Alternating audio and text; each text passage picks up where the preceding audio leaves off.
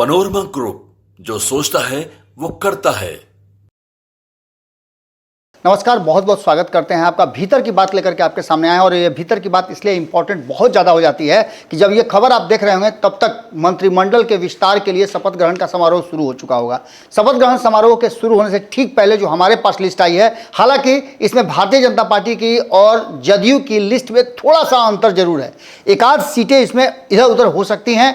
आपको हम बता रहे हैं कि बहुत सारी बातें जो हैं वो अंतिम समय में पता चलती हैं, लेकिन जो हमारे पास लिस्ट आ गई है उस लिस्ट के अनुसार सवर्णों को अच्छा खासा महत्व दिया गया है। लेकिन अलग अलग दलों में अलग अलग तरह की बातें सामने आई है। इसमें सवर्णों की संख्या की अगर बात करें तो सवर्णों को 6 सवर्णों को मौका दिया गया है। तो वहीं दलित समाज की बात करें तो दलित समाज के भी 6 उम्मीदवारों को मंत्रिमंडल में शामिल किया गया है। अति पिछड़ा से 4 हैं, तो पिछड़ा समाज से भी 4 हैं और 1 सीट मुस्लिम को दिया गया है। आपको बता दें कि इस पूरी जो लिस्ट है, इस लिस्ट में पिछली बार आपने देखा था कि शाहनवाज हुसैन के शामिल होने के बाद भाजपा से भी एक मुस्लिम मंत्रिमंडल में शामिल थे। लेकिन इस बार जो लिस्ट बनी है उसमें आपको बता दें कि भारतीय जनता पार्टी से बिल्कुल अलग लिस्ट है जनता दल यूनाइटेड की। जनता दल यूनाइटेड ने अपने उन्हीं पुराने जो मंत्रिमंडल में शामिल नेता थे उन्हें मौका दिया है।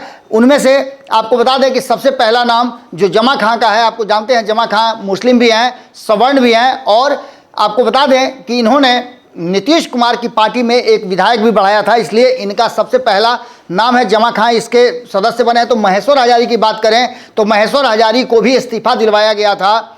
विधानसभा में उपाध्यक्ष थे। आपको याद होगा कि जब वोटिंग चल रही थी, जब बहुमत साबित करना था तो महेश्वर हजारी ने कमान संभाला था।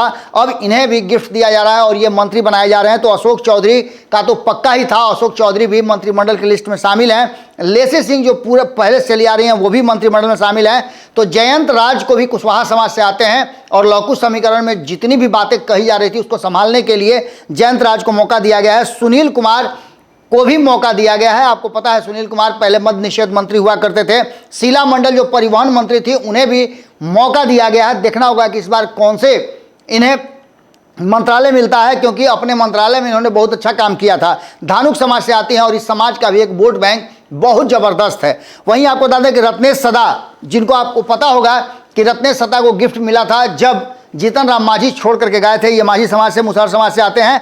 मदन सहनी का नाम है जो मल्लाह समाज से आते हैं। यानी कि ये पूरी की पूरी लिस्ट 9 लोगों की शामिल तो हो गई है, लेकिन इसमें 1 से 2 नाम बदलने की संभावना है। ये अंतिम समय में हो सकता है। आप जानते हैं कि अपवाद हर जगह होता है। तो वहीं भारतीय जनता पार्टी की बात करें तो भारतीय जनता पार्टी ने पुराने लोगों के साथ साथ 30 और 70 का रेशियो बनाया है, या कहा जा सकता है कि 40-60 का रेशियो बनाया है। कई नाम इसमें नए हैं और कई पुराने लोगों को भी रिपीट किया गया है, जिसमें मंगल पांडे हैं। मंगल पांडे बहुत समय से आप जान रहे हैं कि 2005 से जब नीतीश कुमार आए तब से लगातार मंगल पांडे और अन्य नेताओं का साथ रहा है। हालांकि कई नीतीश कुमार के मंत्रिमंडल में बात कर लें तो मंगल पांडे लगातार उनके हिस्सा रहे हैं। मंगल पांडे को एक बार फिर से मौका दिया गया है। कई बार स्वास्थ्य मंत्री की भूमिका में रहे हैं। रेणु देवी जो उप मुख्यमंत्री हुआ करती थी पिछली सरकार में 2020 में जो बनी थी, और नोनिया समाज से आती हैं, उनको भी दिया गया है। नितिन नवीन कायस्थ समाज से एकमात्र नेता हैं जिनको इस मंत्रिमंडल में जगह दिया गया है। जनक चमार, जनक राम, जिनको मंत्रिमंडल में जगह दिया गया है और आप जानते हैं कि इन्होंने भी बहुत बड़ा सेक्रीफाइस किया था 2019 के चुनाव में। इसके बाद नीतीश मिश्रा की बात करें तो बहुत लंबे समय से ये भी वेटिंग में थे। ब्राह्मण समाज से आते हैं और इनको भी स्थान दिया गया है। तो वैश्य समाज से आने वाले दिलीप जायसवाल को भी इस बार मंत्री बनने का मौका मिला है। संतोष सिंह राजपूत समाज से आते हैं, सवर्ण हैं, इनको भी मौका दिया गया है। तो केदार गुप्ता, आपको पता होगा कि कुर्नी में चुनाव जीत करके आए थे और भारतीय जनता पार्टी की प्रतिष्ठा बचाया था, इन्हें भी मौका दिया गया है।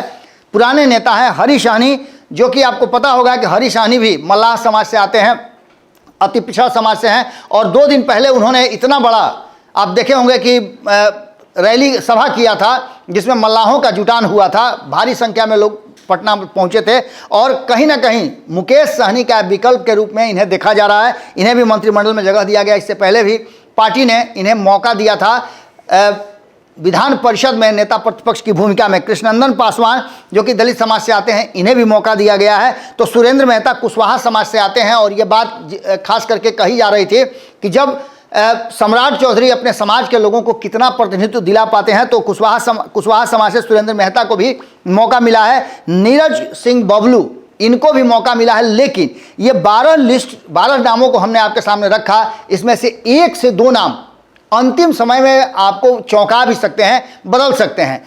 इन सारी संभावनाओं के साथ लगातार हमारी नज़र बनी हुई है और मंत्रिमंडल का विस्तार इस बात की तरफ सूचना दे रहा है कि आने वाले 2024 के चुनाव तक कुछ भी और इधर उधर नहीं होना है। नीतीश कुमार भी अब इस बात के लिए तैयार हो गए हैं और सीट शेयरिंग के समझौता में भी जिस तरह की बातें सामने आई है, पशुपति कुमार पारस ने एक तरह समझिए कि विद्रोह कर दिया, जिनकी खबरें हमने 2 दिन पहले भी आपको बता दिया था कि काफ़ी नाराज चल रहे हैं। खैर, इन सारी बातों के साथ मंत्रिमंडल का विस्तार होने जा रहा है। ध्यान रखिएगा, मंत्रिमंडल का विस्तार हम आपको लाइव दिखाएंगे। जुड़े रहिए भारत लाइव के साथ। बहुत बहुत धन्यवाद। पनोरमा ग्रुप, जो सोचता है वो करता है।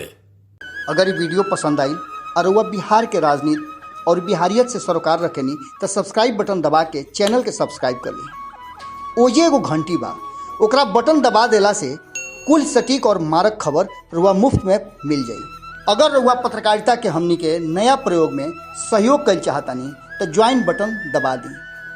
पेटीएम नंबर नोट कर ली 9386 816 700। धन्यवाद।